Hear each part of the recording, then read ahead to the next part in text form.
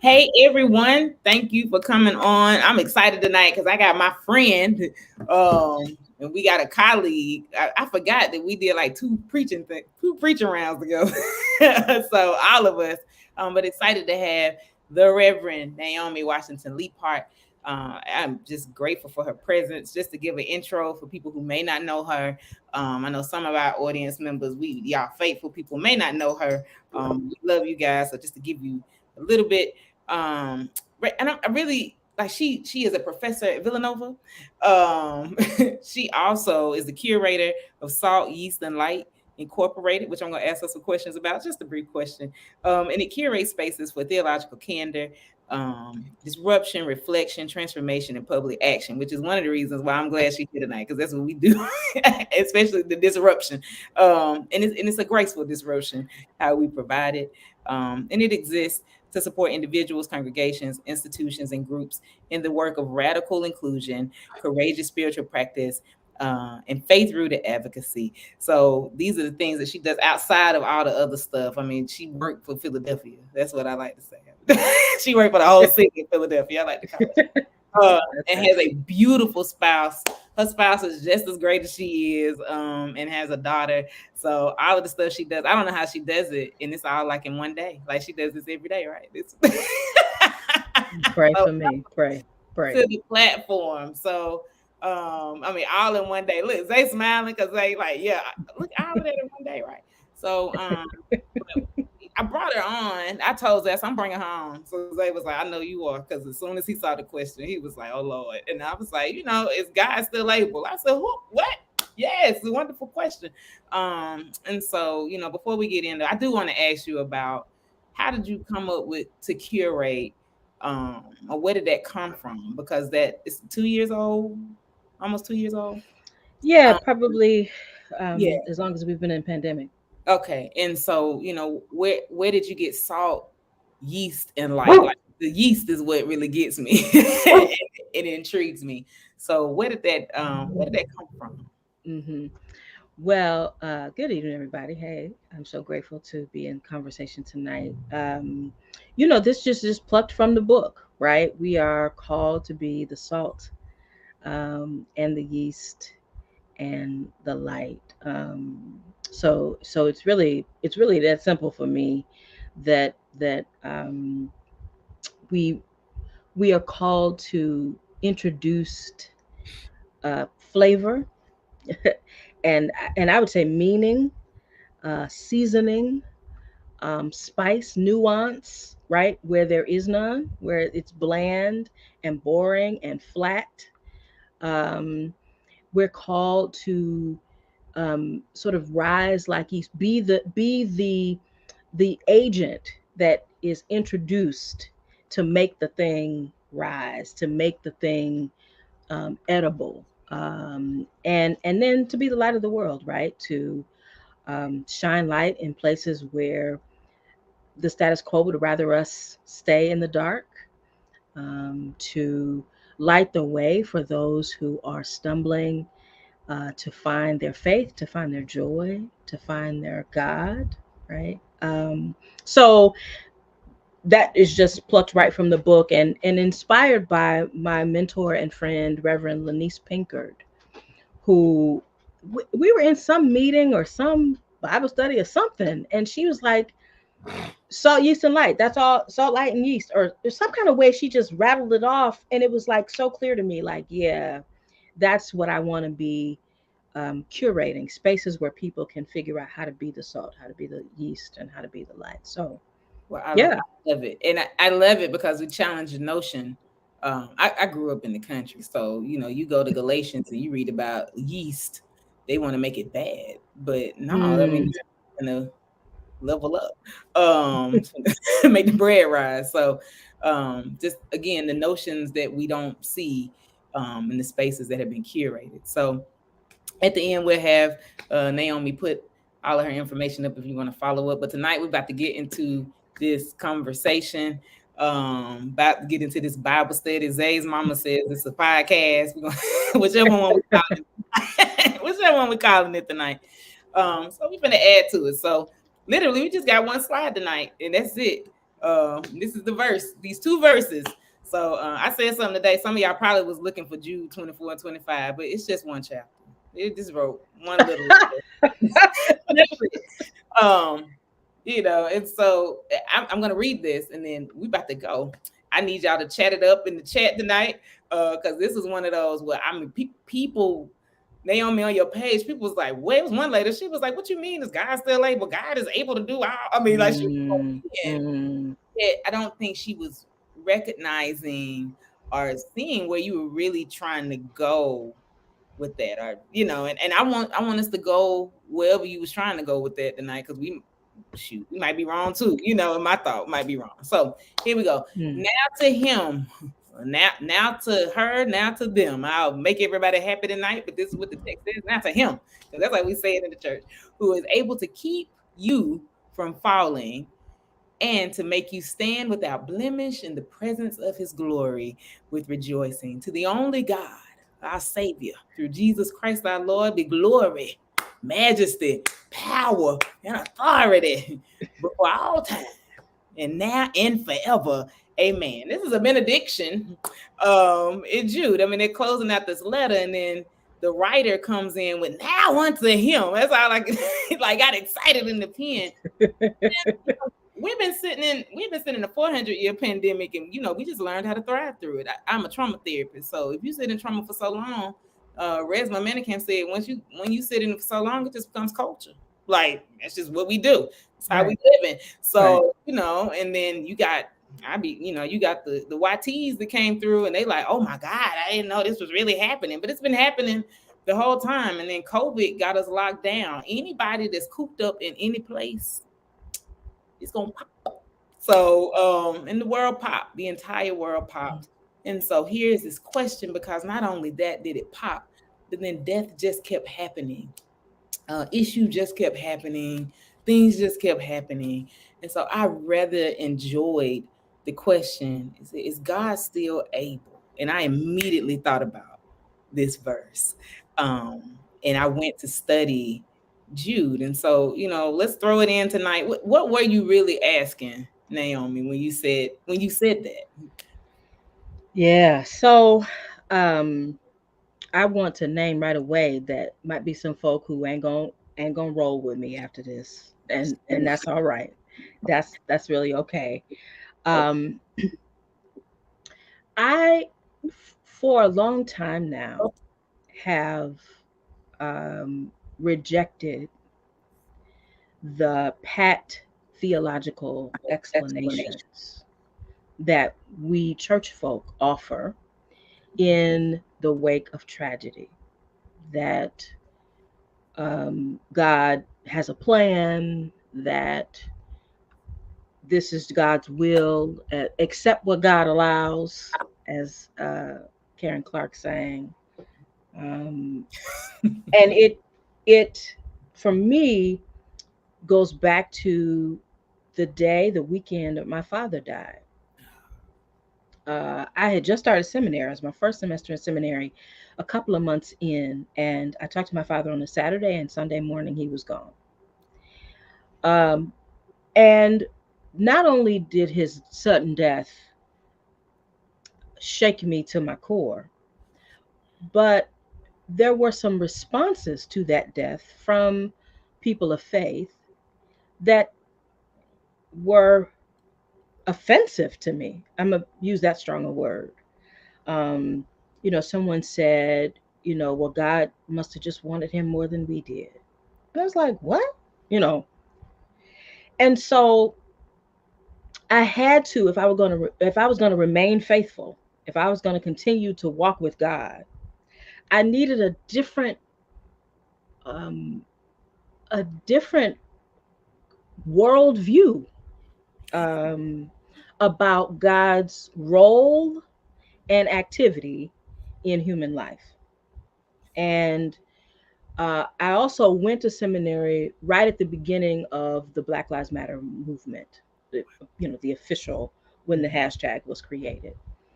And so you talk about death after death after death. I mean, Black folk, we've been eulogizing strangers for a Lis- long time, right? Folk Listen. who have been snatched from us, right? And so it's impossible for me to stand and proclaim any good news, especially to Black folk, without first taking seriously the misery and the suffering that we have endured, Jesus. the loss that we have endured. We have to take the misery seriously. That doesn't mean I don't take the joy seriously. But what happens when weeping endures for more than one night? What happens when your whole life is the night and you've been waiting on this morning so that joy can finally come, right? So my question is, God able? And I think what I said was, maybe God ain't able. Yeah, I think that's what it So was. you kind of cleaned it up. You kind of made it a question, but I was really in the midst of making this statement, and I think I think the was it the Uvalde shooting, something, or the Buffalo shooting? The Yeah, it Buffalo was the shooting had Buffalo. just happened, Mm-hmm. and I was like, these is the church mothers. What you mean? They were shopping. These Shopping. grandmothers were shopping for Sunday dinner, Listen, maybe God and ain't they couldn't be protected. able. Whew. Now, I mean, one thing that we have to contend with is the fact that we have taught and preached that faith should be some kind of insurance policy, right? There should be some kind of guarantee. I mean, what's the agreement? Is it a social contract? I mean, is it a handshake? What is it? There's some kind of agreement that I'm supposed to be making, contract that I'm supposed to be making with God. That if I follow you, if I'm faithful to you, if I live according to your precepts, right? That I should be guaranteed a measure of the peace that passes all understanding, or a modicum of health in mind and in body. And so we first have to go back to what what is the return on this investment, Man. right? And does it have anything to do with the material world? Does it have anything to do with preserving my life, keeping my loved ones? If not, I bet you a lot of people would walk away from this contract, right? That's how we get the health and wealth gospel, the prosperity gospel, because people are banking on a contract, right? This should guarantee me health and wealth, right? So that's one. And then two, what is God actually up to in the world? Is God the kind of superhero, the supernatural superhero who Donna Lawrence said he was. swoops Y'all in remember and that song? Donna well, Lawrence said he was. let's talk about these theologies that we sing, right? Yes. Unwittingly, like we don't realize what we saying.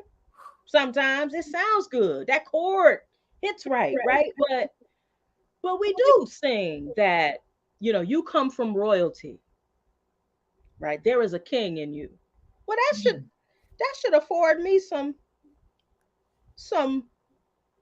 benefits, right? Or what's the song?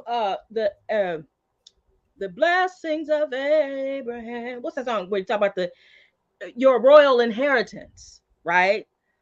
Enlarge my territory. I mean, we sing all of this stuff while we are broke and can't pay our bills, or while we can't get our children off, the street and not, or and so I want to deal with this dissonance.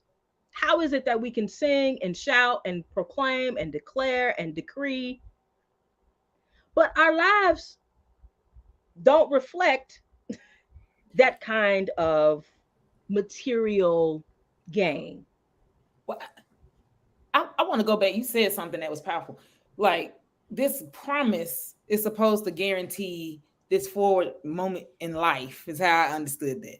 Like, it's supposed to guarantee this continuance. Yeah, like that. Okay, I wanted to make sure I understood that. Like, Zay read it. Look, I was wondering when he was on here. Like, because I struggle with that. And I struggle with now unto him who is able to keep me from falling, because I Mm, struggle with the rest of the text that we have taught it wrong. We haven't mm, taught. Jude gives a real good definition of what a blemish is. And we have called everything else a blemish, but what it says that it is in the text. And mm, so what's this guarantee? Because we're not operating in the move of the guarantee. Like, because the mm, guarantee may not be wealth and riches, because those are things we can access with our hands if we get our mind together. We can go out and make that happen if we get our mind together. But why can't our community get its mind together? Like, I need both of y'all to talk about that. It's mm, a historical space. I don't even want to. That's historical. Why our communities mm, cannot get it together. And I'm not saying that we can't heal from it. What I am saying though is that it ain't enough healing in it for us to get it together. We can't walk in those promises. That's my opinion. I don't see how the community itself can walk in those promises that are supposed to be guarantees if our community is so broken that we mm, don't realize we broke. Here we are with Resma mm. Manicam in my grandmother's hands. We've been in trauma for so long, we think it's our culture. Yeah, yeah. I Go ahead, just Zay. I Mm. just want to say thank you, one, Naomi, for coming on. I'm sorry, Dr. Naomi. I knew he was gonna. Nobody was gonna My, say it. my mama named me Naomi. You better just. No, I appreciate it, and I honor the work you've put in. She made me feel old when she said she started seminary at the beginning of the pandemic. And she's already doctor, and I'm sitting here going, "Well, dang." I didn't say Mm-mm. "dang" in my head, but anyway, we move on. So I appreciate you. I honor what you have done. Secondly, I want to say that one of the reasons I believe we're in this dissonance is because we've taught a broken gospel to a broken people.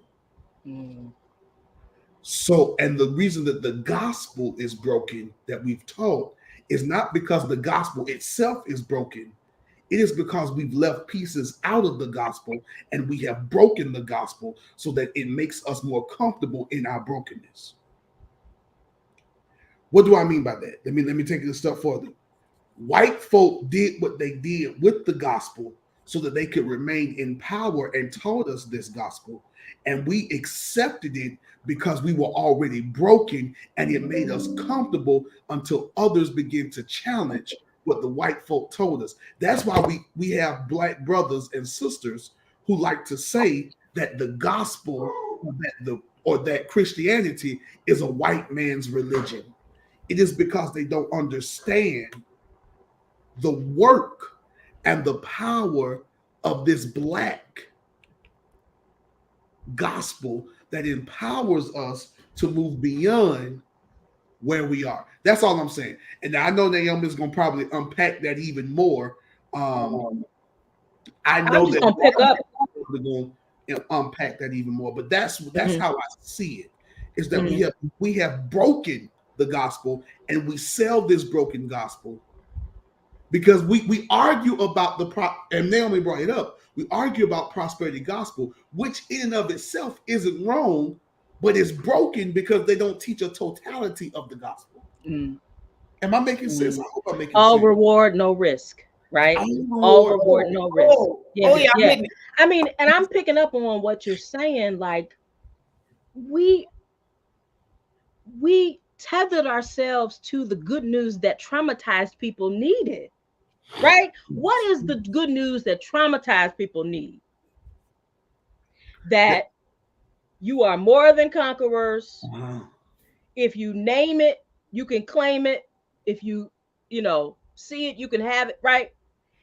That kind of word is what keeps you in the pit of hell on earth. But the word that we needed in the crucible of our pain might not be the word we need today. I mean, back to Margaret's point earlier about the material world we can gain. Well, I mean, have Jesus or not, I mean, you can go ahead and be a good capitalist and get what you. I mean, that don't require Bible reading. I mean, you can just so this is you said it at the top that pain has become our name. Yeah. They named us pain, and then we, and so if pain is my name, then uh opium is my is my gospel, right? So a gospel that numbs me out, a gospel that seduces me, and gasses me up, and yeah, that's what you need if pain is your name. So I think you're right on. And so that is what Karl Marx calls the opiate of the people. Right. Yes. Is that religion, Yes. religion, not relationship, becomes the opiate. Excuse me. Excuse me. Becomes the opiate of the people, which deadens us and Right. allows us to become controlled by a gospel that God did not write or intend. So sit on that for a minute, because rest his soul. He's with the ancestors now, but James Cone elaborated on that. In the gospel of the oppressed. I mean, he went there with that. So because literally the gospel has become an opiate, like it's a drug at this point. So starting at the top, I don't know if the drug that we have now been seduced with and we are taken to soothe that, which is supposed to be this healing salve, like we've taken a bomb of Gilead and made it into a market, so the drug that we're taking, people build a tolerance to drugs. So I don't know if the gospel, if it is an opiate, has become tolerated. And so Right. we keep trying to make it new. We keep trying Right. to make it, like you said, spicy. We don't even realize that we're sick now. We don't even realize that we are living as addicted to this, risk-free gospel. You're right. I think the recovery model, I think the recovery frame is a good frame to talk about this. So I'm sorry, I interrupted you. Go ahead. Oh no, I want y'all to sit with it, because as we sit and we think about it, if when that was written, it was the gospels were able to be considered an opiate, something to numb us, that we had to wake up to who we were, even acknowledging who God is to us. God is Black, and God is the God of the oppressed. God sits with us. God does. And then we move it up, even, looking through a womanist lens. And I'm thinking about Dolores Williams. Even if we take that back, and she went in on Hagar, like, you got to go back to it. But we have taken that and called it a blessing. But Hagar was able to go back and still be abused. Ain't it a blessing that they received her back? No, it's not a blessing. She didn't want to go. I mean, like, this, but we have tried to transform that story into something blessed, because at the end of it, your son's still going to receive a part of this, and you're going to be able to be his mom, when she's sitting in the woods, not realizing how to take care. Like, I mean, like, these are the things. So when our brothers and sisters are sitting in the woods not able to take care, or when our brothers and sisters are sitting trying to figure out what, and I mean literal, what drug are they going to take next? Is it going to be alcohol? Is it going to be shooting up? Or is it going to be food? Like, what is it going to be? Is it going to be sex? Is it going to be binge watching on Netflix because that's all they can do, because their brains are shut down? What do we do then as the church? Because we have promised that now unto him who is able. Like, this God is supposed to keep us from falling, but we keep falling. Something keeps happening. And so how are we supposed to move through this? space, because we are now trying everything, even in the lack of understanding. We are now trying everything to try to stay afloat and be present. Yeah. Yeah. I mean, you know, to me, what you're describing is an invitation to drop back down into the pain. So right, I think we as a community, because of white supremacy, have maybe over identified with struggle, right? That struggle, pain becomes our name. I'm suggesting, okay, it's not that we need to deny that there is pain, there is grief, there is loss, there is disappointment, um, there is depression, there is anxiety. It's it's like it's like the pendulum swung too far. Yes. So instead of an over identification with struggle and pain, it's now like, oh, I'm too blessed to be stressed.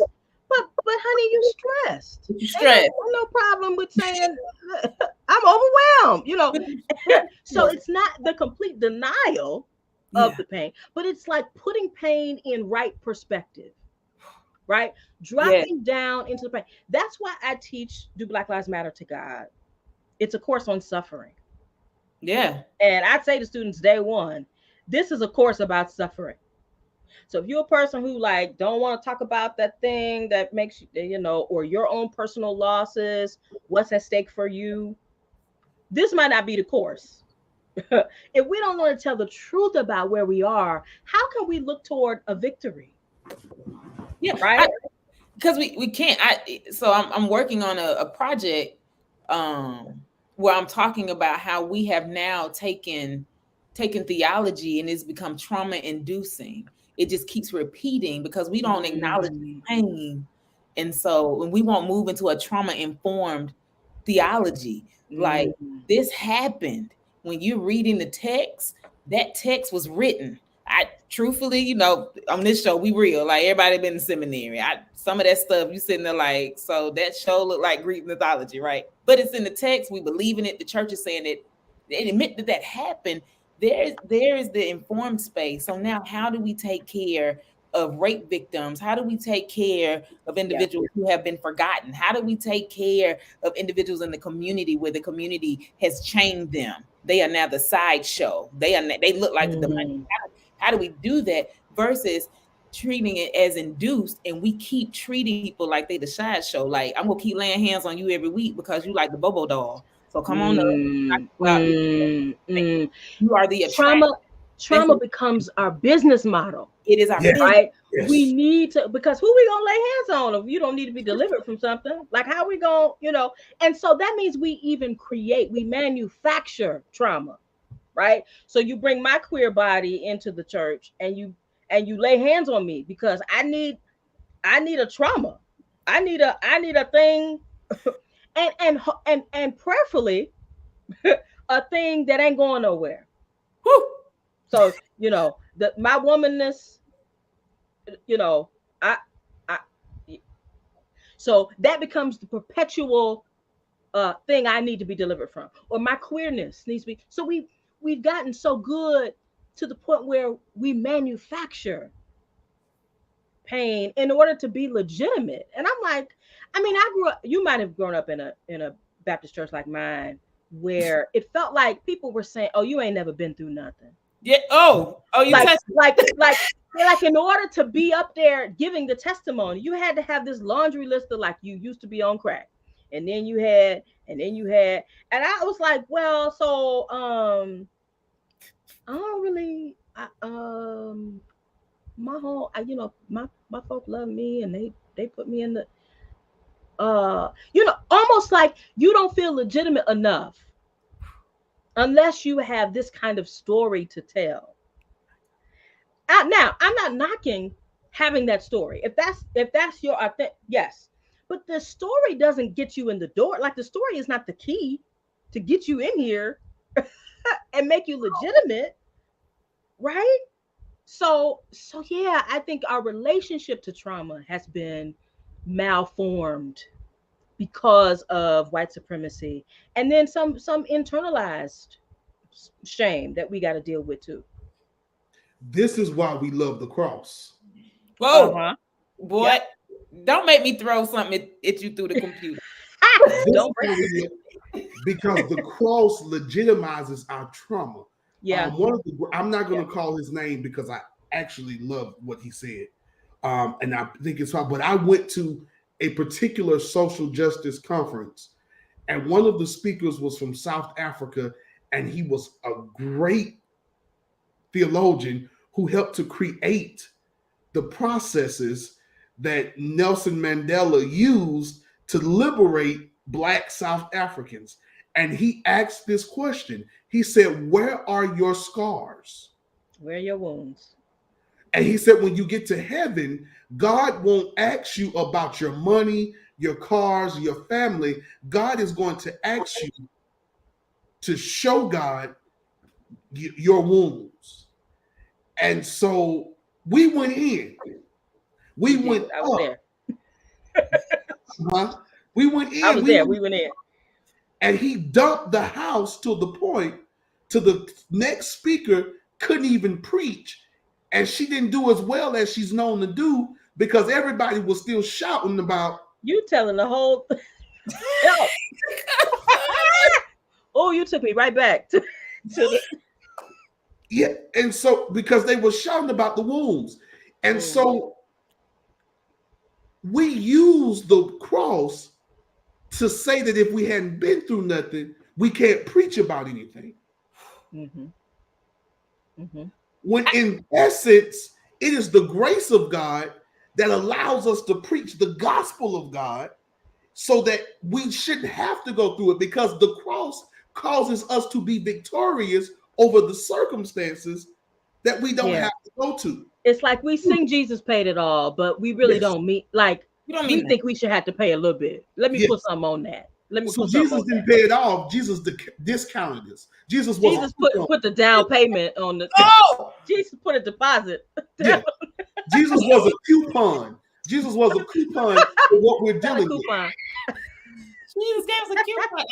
Man, y'all done messed me up. Jesus gave us a coupon. But let me say something about that sermon, because that's one of my favorites. Let me say. Yes. And I have preached a sermon called "Where Are Your Wounds?" Now, it was to a very particular congregation. I mean, I think that what he's talking about, the riskiness of the true and full gospel. Because one line in the sermon that I'll never forget is, God will ask you, was there not anything worth fighting for? Listen, I'm sorry. That's what he said, right? That's what he said. He's talking about wounds within the context of fighting for God's people. Yes. Right? Wounds suffered by the risk, the danger of living counterculturally. Not, I'm going to kind of just whip myself, or I'm going to subject myself to or accept the burden and the strife and the struggle of this work, because that brings me closer to the cross. Like, not that kind of nonsensical suffering, but we're talking about when you choose to love in a country that is guided, led by the doctrine of violence.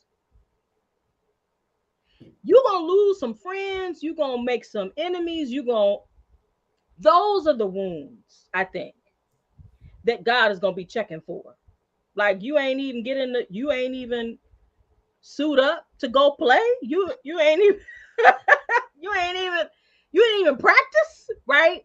So I think that the framing of his sermon helps me to remember the risk of this life. But come back to the cross. So I did some work around this with burnout with some chaplains, and we talked about the work of the cross. And I said, Black church and spiritual spaces have taken cross, and we're calling resilience being overlooked, stressed, silenced. And so we began to disassociate. Like, I wish I had been there for that sermon. So I'm jealous of both of you, because I want to hear the whole sermon. But here is where we should take it by force. Like, have you participated in the disruptive grace that is violent enough to save your life? That's what the cross looked like. It was disruptive. He was beaten beyond recognition. Like, you got your boys dropping you. There's only the beloved. They want to get into that. It's only the beloved and your mama when you die. I mean, that's disruptive. Yeah. You was just throwing palm leaves, and I was on a donkey, had another donkey with my stuff on it. Y'all was calling out Hosanna last week, and then this is what we're doing. So our communities are calling resilience, and that's not the definition of resilience. Being overlooked, stressed, and silenced. We begin to dissociate, and here we are stuck on the opium that we have now become accustomed to, and then it's not taking away pain because we used to the numbness. We don't know what it's doing now. It's just the everyday hit because that's what we used to. And every drug user will tell you drugs really don't get you high after the first one. They don't. Not as high. The addiction is chasing that first high. Yeah. And so many of us go to church because we're chasing the first high from when we first met the true God.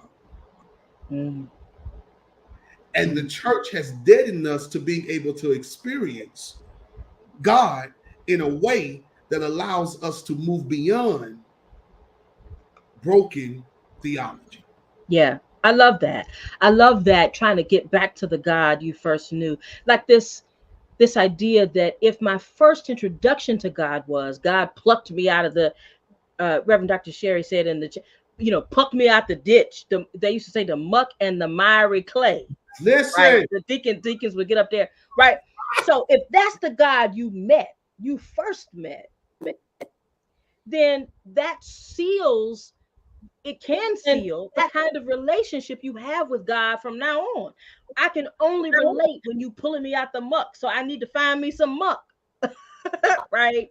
And it's like, no, how can we relate to God as something, someone, some energy other than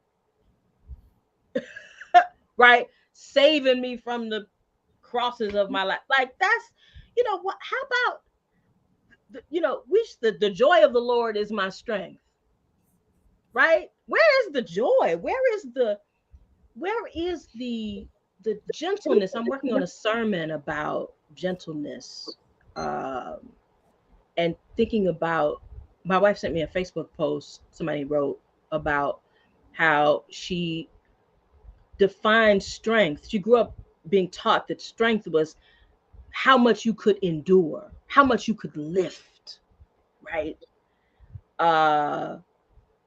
But what if strength is actually like gentleness and tenderness, and like has nothing to do with laboring, right? What if we stop preaching like this labor intensive gospel? Now, I don't mean that you don't have to work for I don't mean there ain't work to be done in faith.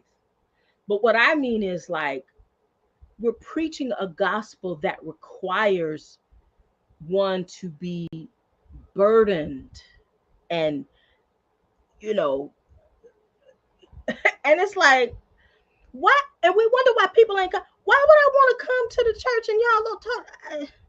Life is hard enough. I'm dealing with that at my job. I'm dealing with that at school. I'm dealing with that in my household. I'm dealing with that.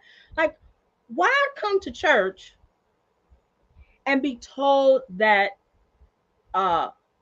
the demonstration of my faith is in how much I can have on my back?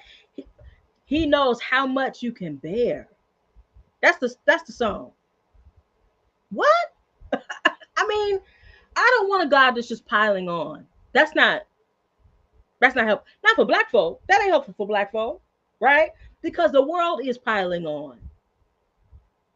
So anyway, yes, I'm Man, yeah, so Naomi, the two scriptures I hear as you're talking is that I hear that we don't use in its proper way that I now interpret it. And that's a little narcissistic, but hear me. Number one, For take upon my yoke, for the yoke, my yoke is easy and my burden light. Number two, I think we miss brand new mercies God gives or I give every day.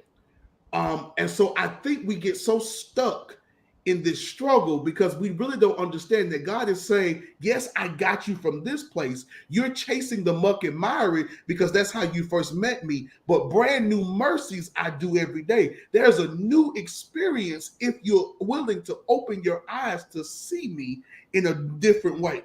So that means now I can experience God completely and wholly different each new day because each new day God is giving me a new grace, a new mercy, and an opportunity to experience God. But we're so stuck in the burden that we forget that God has said that once you know me, my burden is light. Yes, unburdened. And my yoke is easy. Because now me and God are partnering to share the burden of life. And so we shout over the brokenness. We shout over the whipping of Christ at the cross. We shout over the fact that nobody walked with Christ until the end except for the beloved and his mama. My daddy told me this when I went away to college and I was feeling down. I will never forget these words. And I called my daddy crying, upset. He got on the phone and he said, and I can't say exactly what he said because this is a public platform, but the last part of what he said was, don't nobody love you but your mama. And it shook me. But it caused me to see the struggle a little bit differently because that's what really happened for Christ at the cross. Didn't nobody love Christ but his mama. So we let's unpack this relationship that we have with walking in pain and only going with people so far because we expect folk to walk away. I hope I'm making sense. I hope you saw the connection like I saw it in my brain because I know sometimes I'm a little off. So tell me if I'm off. But that's how I see it with those two scriptures and my daddy's thoughts. I think sometimes the church, we get stuck in there. That don't nobody love us but our mama, so we being like Christ.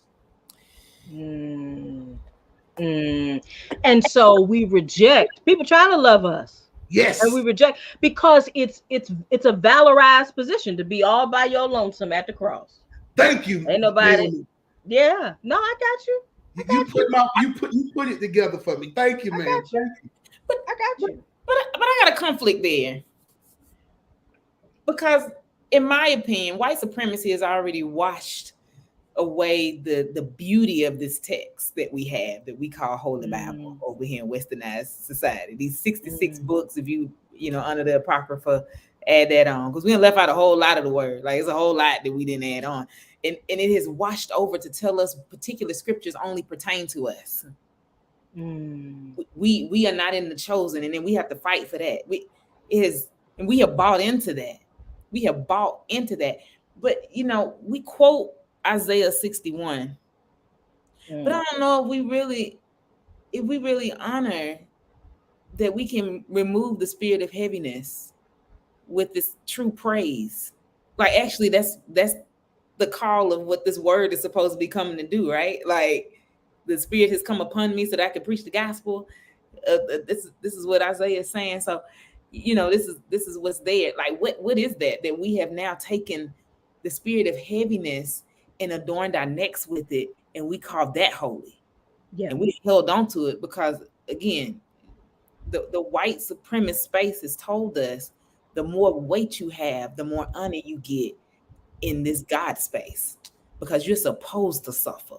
The sufferings of our present time can't reveal the glory that shall be revealed in us. Like we supposed to hold it. So we have this, for me, it is this fight between Paul and Hebrew Bible, where we can't realize we can let some of this stuff go. I mean, Zay literally went to a lamentation. He's complaining about all the stuff that's going on there. Right in the middle of Lamentations 3, great is thy faithfulness.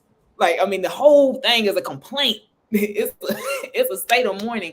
Great is thy faithfulness, your mercies renew every morning. You go on to talk about how God is the only one that can be there, but then we move into Paulinian thought. Let me be heavy. Yeah. I mean, Paul did a number on, and you know, I'm trying to, as I get older, understand Paul. Like, you know how, you think your parents are thus and so when you were a kid or whatever. And then you get their age and you're like, ooh, I shall understand now in a different way. That don't mean I'm not going to therapy still, but I see now in a different Listen, way. And and I think that Paul, so I'm trying to to see Paul in his body, Mm. in his circumstance. um Paul was trying to figure out how to be human and how to be faithful. Yeah. And that's what all of us are trying to do every day, Yeah. right? So he was like, well, this human stuff seems to be an impediment to my ability to be faithful. And maybe Paul wasn't, he didn't have nobody he could talk to about that. He didn't have, and so he was just doing the best he could, writing some stuff down. But yes, we have adopted this as a prescription and not just a description of what Paul was going through He was and how he was trying to reconcile his humanness yes. and his faithfulness. And just It's a description. reconciling in his humanity. He did a whole flip in his job. He did a career change. Right. So that's what Right. he did a whole career change. Like, I'm Right. murdering y'all, and then I a light hit me. I fall off my horse, and bam, I got this whole revelation where I'm trying to show you how. So the sufferings of this present time. First of all, stay in the text.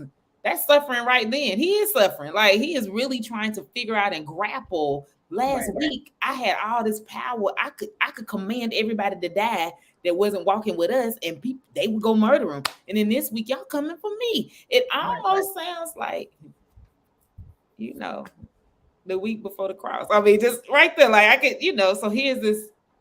I'm trying to grapple with that, and so I don't know if Paul knew to reach into what he actually had access to see what it looked like not to be heavy, because he wrestled with a thorn that he had. What does it look like not to be heavy? What does it look like not to be heavy? Because he never unburdened his heaviness. Like, think about that from a mental health standpoint.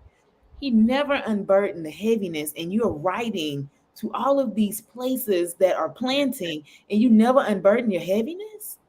Right. So then what are you sowing into me? You never unburdened your heaviness. Right.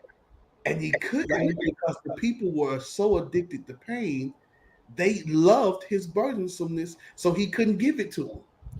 He couldn't unburden it because Naomi just said he had nobody to turn to. Right. Right. Because the We people just said wanted something. to share in that. We just said something. So it becomes then,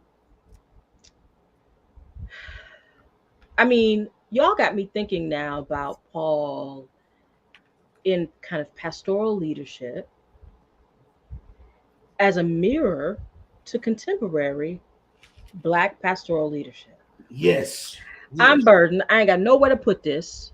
Ain't nobody trying to hear that. I've had people, you ask too many questions in your sermon. What? I ain't got no answers. What you mean? I ain't got no. Or, people go to church to feel good.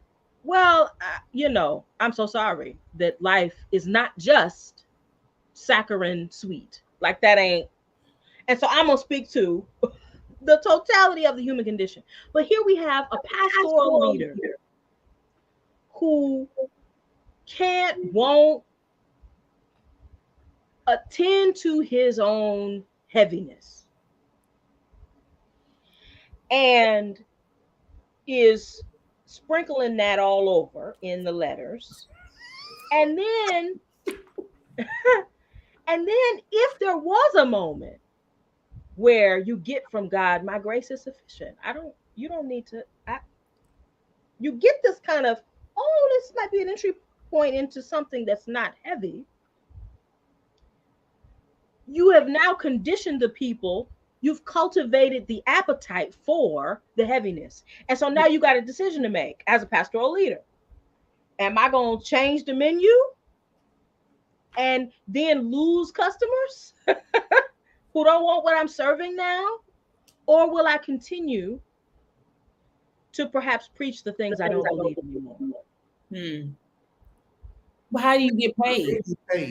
How do you get paid? How you get paid? Because Philippians, people get mad at me. I'm like, please read Philippians. That whole letter was about what he used to be, where he is now, and thank y'all for sending me some rations. Yeah. I get joy when I think of you. What Paul talking about? Thank you for paying I find it interesting that the very people he persecuted become the very people that causes him to be able to survive. Woo! Well, ain't that so when we talk about this culture of pain and this culture of trauma, we literally teach the people, and the Bible literally shows us a relationship that is built upon pain, distrust, and abuse. Because not only do we deal with this, but Paul becomes the writer, the major writer of the New Testament. Yes. After having killed so many of the, so we become codependent upon each other.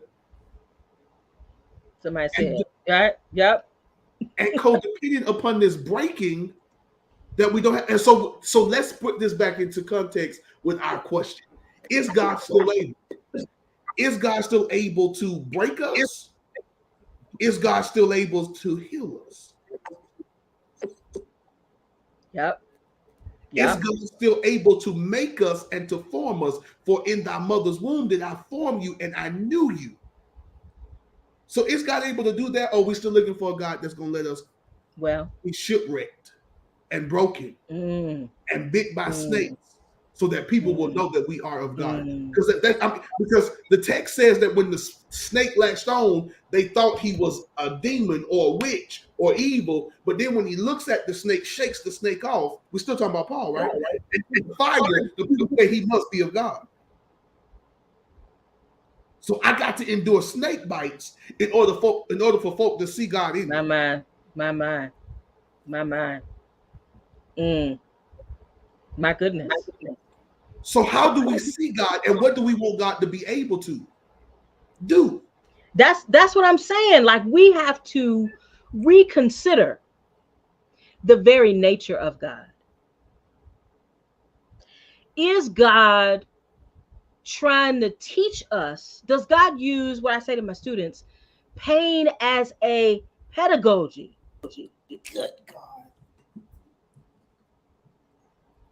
I'm like, every teacher I've ever had a choice. Am I going to get them with the iron fist, or am I going to choose another pedagogical way? And what we have to consider is, what kind of God is this? That pain is the only thing that can make us better. Suffering is the only curriculum that can sanctify and justify us. Like, that ain't the kind of God I want to roll with. I would much rather, as you said, Zay, towards the beginning, roll with a God who sees this as a partnership. There's some stuff on me, there's some stuff on you. Some stuff I got the capacity to do that I'm nudging and trying to mold and shape. And then there are things in your hands to do. And sometimes when that partnership is off, we're not working quite together, then I veer off and I experience pain. I experience disappointment. I experience heartbreak. But it ain't because God was trying to teach me a lesson. Like, that's not necessary. And if you really think about the best teachers you've ever had, they could teach you and make you feel good about yourself. Mm-hmm. Mm-hmm. Mm-hmm. Right? It wasn't just about what they could teach you and the methods they used to get the content in your head. No, they helped you to feel dignified and respected, like you knew something, like you was smart, like you was valuable, right? And so I think this is something that we've internalized as a community. We use pain to teach, to redirect, to Spare the rod. So that's Well, the- better, right, exactly. Yeah. So I wonder what can happen if we do start to change the narrative and we do redirect people to see what the ability of God and the ableness of God. Mm. Because we live in this New Testament Greek Roman era of Paul, because he wrote most of this New Testament that we lean into. But you have this Hebrew text that offers a God of exchange, a God full of emotion, a God who I'm gonna use Randall Bailey tonight, a God who is loving and yet a bully. Like you have this a complicated God, a nuanced God, right? Yes. And Yeah. so but Paul could not reach back because of his pain. So he pulled forward what he could to get his point across to those he was talking to, which makes me wonder for those in the Jewish community at that time, could they even move outside of their pain? Or were they stuck in it? Because the world just flipped upside down. Yeah. And Margaret, I would argue no, because their whole religious belief was built upon sacrifice and blood. The only way you could be forgiven was the blood had to be shed. Somebody got to shed blood. So we had to kill a goat. We had to kill a sheep that was unblemished. We had to kill this. The only way that the Passover could happen was something had to be sacrificed. See, we shout about the Passover, but we don't talk about that something had to be killed in the place of the sons and the children for the blood to be smeared over the door so there could be a Passover. So all the Jewish people knew was blood and pain. And I want to name that the religious tradition is shaped by, kind of in this reciprocal way, the political tradition. Mm-hmm. Right? So we're talking about a world with enslavement. Mm-hmm. We're talking about a world with, totalitarianism as a political kind of regime. So I just want to name that blood for blood is as much a political mantra or doctrine as we could say it's a religious one. I mean, the culture of the time, and that's what we're living through now. So yes. I'm just trying to say that to say not to kind of lean into what might be seen as anti-Semitic or a diminishment of Jewish tradition, but I want to say that we are shaping today in 2022 our religious tradition influenced by the political culture of our time. So no wonder people went down there to shoot up the FBI office, because you're not gonna, I don't care that that's a bully. That's my friend. That's my, and so we don't have to be accountable to nothing. Like that is shaping our theological perspectives too. That's what I'm gonna say. Yeah. And I agree with you, because he was considered by religious right to be God's chosen messenger and prophet. Yes. So I wasn't being anti-Semitic.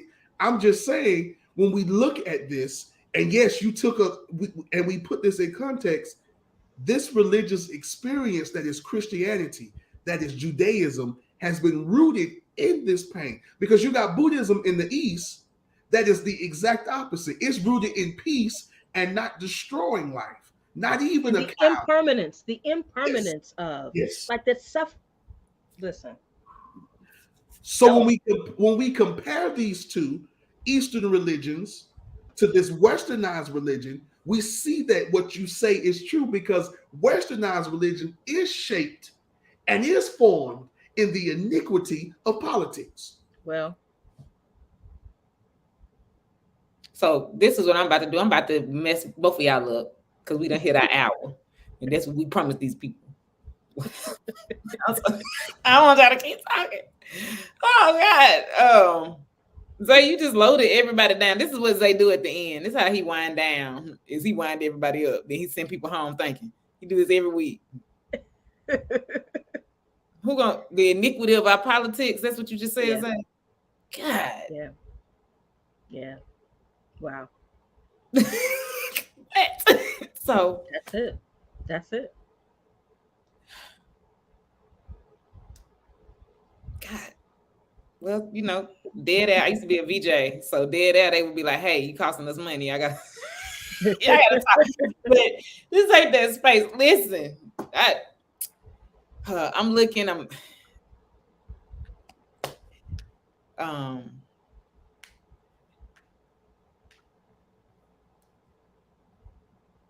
y'all have been blessed tonight. I am left with this. I really want to.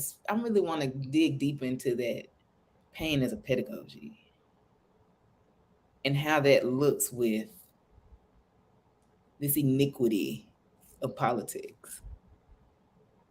Because maybe our Christianity in westernized thought in the United States of America is telling us that we have to live in pain. So here we are with somebody dying by a gun every day because we supposed to stay in pain. Here we are not having equitable health care. And so we're watching women get mishandled still in gynecological spaces. Because of the gospel. Yeah. We're watching mass incarceration still go, even though we legalizing something that people are serving 10 to 20 years for and they can't get out. We won't let them go. But now it's legal in the state that they got a max sentence. Like maybe pain as a pedagogy and the iniquity of politics. Like that's something we need to look into because we can't get back to a God that was even equitable. This Imago Dei God. We looking at this untouchable. Mm-hmm. Yeah. Yep. And so we worship the untouchable and we live in, somebody put it in the chat earlier, we live in getting back to eating and sit on top of the world. Really? None of that makes sense in that song. I like that song. I ain't gonna lie, I jam to it. It don't make sense. I love that noise. That don't make sense. Like we're sitting in songs that invite us to pain. You gotta take it. You mentioned it earlier, Naomi. If you don't take the pain, then you ain't really going through. We get excited about that, and here comes. I don't even know if opium is still it. Here comes a new drug because we really getting high off of it. I mean, I ain't knocking Maverick City and they movement. Like I didn't go to the concert, but I heard it was amazing. But I go in and I get high, and then what happens the next day? That God don't show up sovereign. Yep.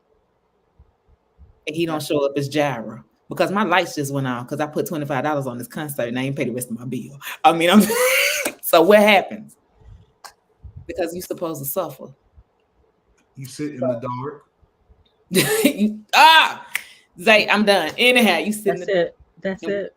So again, now we gotta end. We gotta end. I don't want to end tonight. We gotta end. So I want y'all to bless Naomi. Like y'all see her Cash App. Y'all see what's there. Y'all bless it. She should get some dings tonight because she poured out what she had. And me and Zay, we got little. Like we up here, we make this thing go. So if we bless her, you bless her too. Because she poured it out. And continue to support her efforts. Naomi, how can they find you? What platforms can the people find the great Naomi Washington Lee Park? Well, I am on Instagram and Twitter. The name is the letter O, Holy Shift. Shift. Don't forget the F. Shift. Oh, Holy Shift Yeah. on I on think Instagram. Vicky on here tonight. I'm gonna ask Natasha though. Can she type that in the chat? Look at Yes. Oh, Holy Shift. tell Melv I use Natasha. Oh. Right. And then it's just my name on Facebook, and I have a YouTube channel. If you Google, if you well, maybe I should put it in it's a Bitly link. So if you type https://bit.ly Bitly/watch NWL. Um, that's the YouTube where you can see um, sermons and keynotes and panel presentations and uh, work that has been digitized in that way. So, And yes. thank you, Natasha, for putting it in. I see it. Thank you so much for putting it in for us tonight. I couldn't type fast enough to keep it together. So that's the IG tag, and you heard the other I'll I'll type it in here and then you can cut and paste maybe. and then I'll put it up. Y'all, again, bless this soul tonight. Like, thank you, Naomi. Like, y'all blew my mind. I'm just sitting over here, man. So and I got some work I got to get done. I literally have one more person I need to see, and and Wow. I got somebody challenged me to finish up a piece tonight, so I got to get some stuff done and get it in. But okay, got it. Thank you. I'll tell you, Natasha. Let me tell y'all something about Natasha. She ain't even on here tonight. We're gonna get her on this platform. That's like, Hey. baby, that thing right there. Yes. Natasha, legalese. But again, I really don't want to leave this platform tonight. Zay, what you got to say? How you ending this? Because you dropped something like you always do to leave everybody's mind open. I don't have anything. Just understand that God is able to do what you see God able to do. Mm. God is not waiting on, we're not waiting on God. God is waiting on us to see God as God is. In Exodus, God says, I am that I am. Or if you put that in Hebrew, I will become, or I shall be I will be what I will be. what I will be. Yeah. And so if we see God as God is, and we see God as God is becoming with us, we understand that God is still able to be what we need God to be as we become what we need to become. Because the relationship is mutual and mutually beneficial, because God only lives as we give God reverence. And we only live as God speaks and pours into us. It's like a whale and a barnacle. The whale is the bigger apparatus, but the barnacle sits on the whale so that the barnacle can live. But the barnacle keeps certain things from getting to the whale. So I think we have to see that relationship. And so that's all I got. So Zay closes us out every week. Y'all be blessed. Like Zay just said it best. And as we leave, y'all bless Naomi. Like even if you don't have cash, speak beautiful words over her life. If your prayers are going tonight, speak over her ministry, speak over her spaces, speak over her family. Increase, as I just did, increase in access. And as Zay just said it, because I know she follows with it. We serve a becoming God. I think Jamie just put it in there.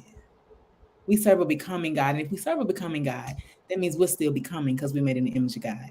So that's what I say to y'all tonight. That's how we getting up out of here. I love you, Naomi. Zay, you know how I get on your nerves. I love you too. We out, y'all. Y'all see y'all next Thursday.